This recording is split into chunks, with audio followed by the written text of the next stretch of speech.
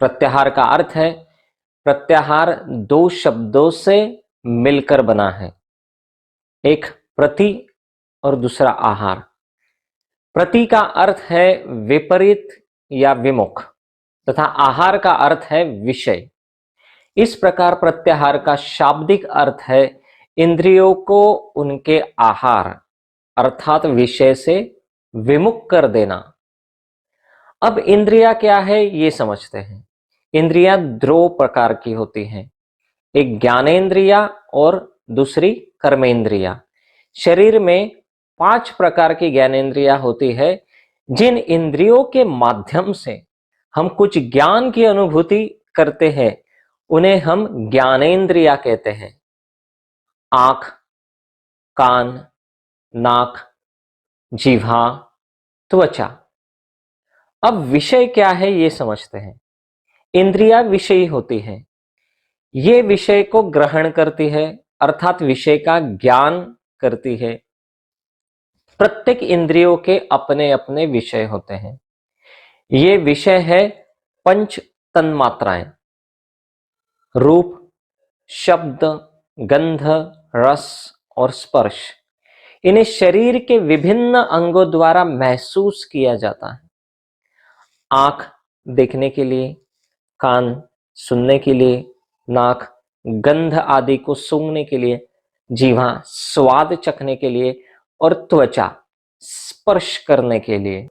चेतना ज्ञान प्राप्त करना चाहती है और चित्त उसका माध्यम बनता है। विषय अधिक होने पर चित्त उसमें भटक जाता है और यह ज्ञान इंद्रियों से प्राप्त होता है। जब इंद्रियां विषयों को छोड़कर विपरीत दिशा में मुड़ती है तो प्रत्याहार होता है, अर्थात इंद्रियों की बहिर्मुखता का अंतर्मुख होना ही प्रत्याहार है। ऐसे ही मनुष्य के 5 कर्म हैं, जिसमें बोलना, पकड़ना, घूमना, संतानोत्पत्ति आदि आते हैं। मनुष्यों के इन कर्मों को पूरा करने के लिए 5 कर्मेंद्रियां होती है, जिनमें मुख, हाथ, पैर, गुदा और उपस्थ है। इनका नियंत्रण मन के द्वारा होता है। मन ही है जो इन इंद्रियों को अपने वास्तविक कर्म से भटकाता है। ज्ञानेंद्रिया, कर्मेंद्रिया और मन ही मनुष्य के सभी दुखों का कारण है।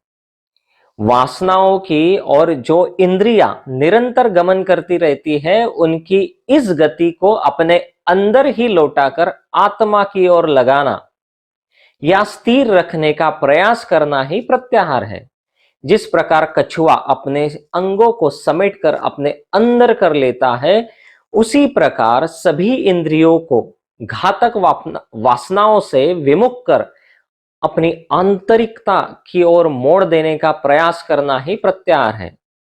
मानव जीवन के विषय में वर्णन करते हुए कहा गया है कि मनुष्य का शरीर एक रथ है तथा इस रथ रूपी शरीर का स्वामी आत्मा है और मन उस रथ रूपी शरीर को चलाने वाला सारथी तथा शरीर रूपी रथ को खींचने वाले जो घोड़े है वो 5 इंद्रियां हैं।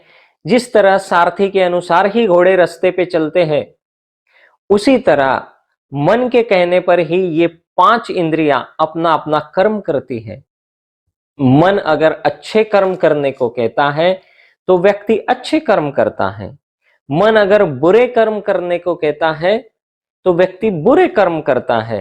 अतः मन के बुरे विचारों को दूर कर इंद्रियों को अच्छे कर्म में लगाना ही प्रत्याहार है। काम, क्रोध, लोभ, मद, मोह और मत्सर ये शरीर के 6 विकार हैं जो आत्मा में बुरे विकार उत्पन्न करती है। इसे मनुष्य का शत्रु भी माना गया है। काम, क्रोध, लोभ, मद, मोह, मत्सर यह तो वासनाओं के बड़े बड़े नाम हैं, लेकिन व्यक्ति उन कई बाहरी बातों में भी रत रहता है जो आज के आधुनिक समाज की उपज है, जैसे शराबखोरी, सिनेमाई दर्शन और चर्चाएं, अत्यधिक शोरपूर्ण संगीत, अति भोजन जिसमें पदार्थ के प्रति आसक्ति, महत्वाकांक्षाओं की अंधी दौड़ और ऐसी अनेक सारी बातें हैं जिनकी पांचों इंद्रियों पर अधिक से अधिक भार पड़ता है और अंततः वह समय पूर्व निढाल हो बीमारियों की चपट में आ जाती है। अब हम किससे ज्यादा नुकसान होता है ये जानेंगे। आंखें रूप को, नाक गंध को, जीवा स्वाद को, कान शब्द को, त्वचा स्पर्श को भोगती रहती है। भोगने की इस वृत्ति को जब अति होती है तो इन सब से मन में विकारों की वृद्धि होती है। ये भोग जैसे जैसे बढ़ते हैं, इंद्रियां सक्रिय होकर मन को विक्षिप्त करती रहती है। मन ज्यादा से ज्यादा व्यग्र तथा व्याकुल होने लगता है, जिससे शक्ति का क्षय होता है।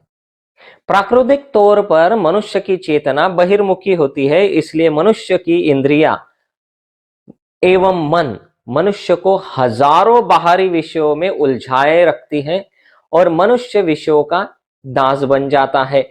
इस दासत्व के कारण मनुष्य अनेक प्रकार के दुष्कर्म करता है और बाद में उसके बुरे परिणाम भी भोगता है। अतः मन को नियंत्रित एवं संयमित करना और उसे विभिन्न इंद्रियों के साथ संयुक्त ना होने देना ही प्रत्याहार है। प्रत्याहार का अर्थ होता है अपनी पांचों इंद्रियों को अपने वश में करना, किसी भी विषय में लिप्त न रहना, संसार के बंधनों में न बंधना। लेकिन इसका यह अर्थ नहीं लेना चाहिए कि आप गृहस्थ ना हो या बच्चे पैदा ना करें, यानी समस्त सांसारिक कर्म का निर्वाह करते हुए उनके मोहजाल में न फंसना, यही तो प्रत्याहार है। इसमें इंद्रियों का निग्रह होता है, मन निर्विकार और स्वच्छ बनता है और उसका विकास होता है। सामान्यतः इंद्रियों की स्वेच्छाचारिता प्रबल होती है। जब इंद्रियां अपने बाह्य विषयों से मुड़कर अंतर्मुखी होती है, उस अवस्था को प्रत्याहार कहते हैं। अपने मानसिक एवं भावनिक विकारों को हटाकर अपने मूल स्वरूप में स्थित होना ही प्रत्याहार कहलाता है। आप प्रत्याहार को सरल शब्दों में इस प्रकार समझ सकते हैं। हमारी पांच इंद्रियां हैं, आंख, कान, नाक, जीवा, त्वचा। ये इंद्रियां अपने विषयों को देखकर मोहित होती हैं और उनका स्वाद चखने के लिए तत्पर रहती है। जैसे स्वादिष्ट पकवान के लिए जीभ लालायित रहती है। एक व्यक्ति मीठा बहुत खाता है, कुछ समय बाद वह अपनी मीठा खाने की आदत में तो संयम लाता है, परंतु अब उसकी प्रवृत्ति नमकीन खाने में आ जाती है। यह कहा जा सकता है कि वह पहले भी और अब भी अपनी रसना इंद्रियों पर संयम रख पाने में असफल रहा। उसने मधुर रस को काबू करने का प्रयत्न तो किया, लेकिन उसकी इंद्रियां दूसरे रस में लग गई। प्रत्याहार में साधक को अपनी इंद्रियों को उनके विषयों से विमुख कर अंतरात्मा की ओर मोड़ना होता है। जैसे यदि आंखें किसी सुंदर रूप पर बुरे भाव से पड़ जाए तो उन्हें वहां से हटाकर अपने चित्त को शांत करना। लेकिन इन इंद्रियों की आसक्ति के पीछे भी मुख्य भूमिका हमारे मन की होती है। कोई चेतन अन्य चेतन को नचा दे, ये तो समझ में आता है। जैसे एक मदारी बंदर, भालू आदि को नचाता है, लेकिन कोई जड़ किसी चेतन को नचा दे, समझाना बहुत कठिन है या समझना भी बहुत कठिन है। लेकिन हो तो यही रहा है। हम अपने जड़ मन को अपने अधिकार में नहीं रख पा रहे हैं, बल्कि यह जड़ मन हमें नचा रहा है।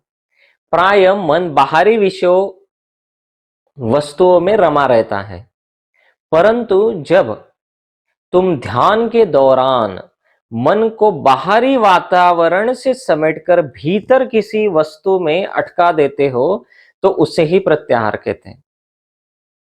इसे मन के लिए एक वैकल्पिक आहार भी कहा जा सकता है। एक ऐसा विकल्प है जिससे मन भीतर की ओर आने लगे। मन को अंतर्मुखी करने के लिए, भीतर की यात्रा के लिए जो वैकल्पिक आहार है उसे ही प्रत्याहार कहते हैं। प्रत्याहार का मोटा स्वरूप है संयम रखना, इंद्रियों पर संयम रखना। पतंजलि योग सूत्रों के अनुसार बाह्य स्थूल ज्ञानेन्द्रिया तथा कर्मेंद्रियों का मन और बुद्धि के साथ सीधा संपर्क आता है। ज्ञानेन्द्रियों का अपने अपने ज्ञान को ग्रहण करना तथा कर्मेंद्रियों का अपने अपने कर्म व्यापारों से निवृत्त हो जाना तथा शांत मन और शांत बुद्धि के समान शांत हो जाना ही प्रत्याहार है। एक बहुत ही अच्छा उदाहरण है, जैसे जब मधु बनाने वाली रानी मक्खी कहीं जाकर बैठ जाती है तो उसके इर्द गिर्द अन्य सारी मक्खियां बैठ जाती हैं, और रानी मक्खी जब उड़ने लगती है तब अन्य मक्खियां भी उड़ जाती है। उसी प्रकार से हमारे शरीर के अंदर मन है, वह रानी मक्खी है और बाकी इंद्रियां अन्य मक्खियां हैं। संसार में से उस रानी मक्खी को हटाकर भगवान में बिठा दिया जाए, फिर यह अनियंत्रित देखना, सूंघना, स्वाद लेना, सुनना, छूना आदि सब बंद हो जाएंगे। ऐसे ही इंद्रियां भी चित्त निरोध हो जाने पर निरुद्ध हो जाती है। यही प्रत्याहार की सिद्धि का लक्षण है। प्रत्याहार की सिद्धि के बिना हम अपने मन को पूर्णतया परमात्मा में नहीं लगा सकते।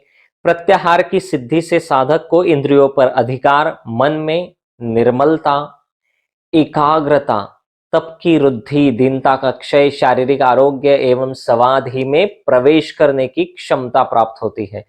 प्रभु की असीम शक्ति का आभास होता है, बोध होता है, साक्षात्कार होता है और साधक अपने को प्रभु में लीन रखने लगता है। इस प्रकार इस अभ्यास से प्रत्याहार के लिए सुदृढ़ भूमिका तैयार हो जाती है। बाह्य स्थूल इंद्रियों के व्यापार को ध्यान में रखते हुए महर्षि पतंजलि ने प्रत्याहार की गणना भी यम, नियम, आसन, प्राणायाम की तरह योग के बहिरंग साधनों में की है।